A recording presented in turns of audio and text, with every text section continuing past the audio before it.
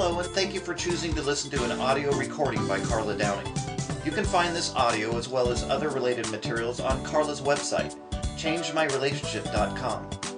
changemyrelationship.com is a website designed to offer practical tips and biblical truths to help Christians with their life and relationship issues. When you have a moment, please take the time to log on to changemyrelationship.com and get acquainted with all that Karla has to offer to help you take practical steps toward healing in your life and relationships. Christians surviving divorce. 6 things you need to do now. If you are a Christian surviving divorce, here are the 6 things you need to know and do now. Divorce isn't easy for anyone, but you can make it easier for yourself by doing the right things. The first one, rest in the fact that God isn't against you. Yes, God hates divorce, but not divorced people. God is full of compassion and mercies that are renewed every morning.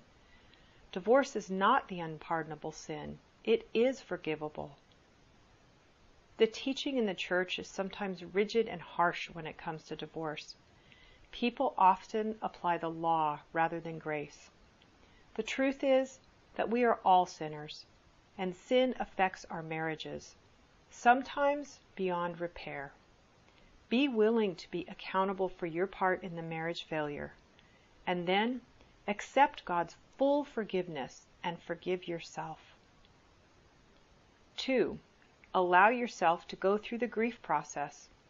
The bad news? God won't instantly take your pain away. You can't speed it up or avoid it if you want to heal in a way that allows you to truly put the marriage and divorce into a proper perspective that will allow you to move on. This means that you will go through the following stages, all part of the grief process: denial, anger, bargaining, and depression, until you find acceptance, which will allow you to let go and find peace. 3. Accept that some people never will understand. Some Christians will judge you and tell you that you can't divorce, especially if you were the one to initiate it. Some people that you thought were your friends, that you thought cared about you, will side with your spouse, but some will side with you instead of your spouse. Accept that some people will judge you, and you might never have the opportunity to explain your side or your truth to them. You will have to rest in your conscience being right before God. And I should add that you will never get your spouse to see your side of the marriage problems and the divorce. If you could do that, you probably wouldn't be divorcing. 4. If possible, use a mediator to settle your divorce.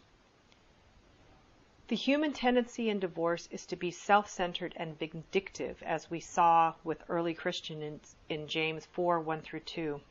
The more you fight, the more money the attorneys make. If your spouse is reasonable and will be honest about the assets, you have a good chance to use a mediator if you start soon enough. Find an attorney who understands how to mediate and will represent both of you neutrally. You will save tons of money and emotional distress. 5. Don't hurt your children even more. As angry as you are at your spouse, you are the one divorcing him or her, not your children. Don't use them as a messenger to your spouse or as spies to report about what your spouse is doing. Don't talk negatively about your spouse to them or try to get them to side against your spouse with you. Your children will do the best if you and your spouse can keep them out of your drama. Ephesians 6:4 reminds us not to exasperate our children by giving them more than they can handle. They can't handle the problems between you and your spouse. Just adjusting to the divorce is enough for them. And the last one, number 6, Build a support system as soon as possible and use it. When we go through difficult times, we need people.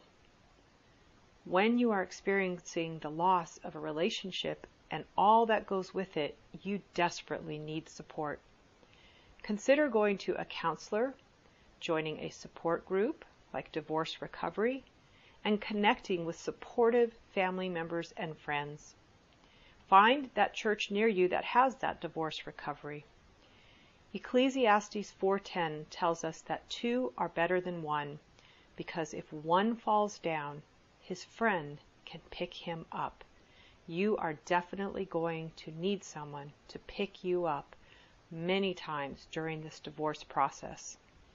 As a Christian surviving and trying to survive divorce, you will do better if you do these 6 things early.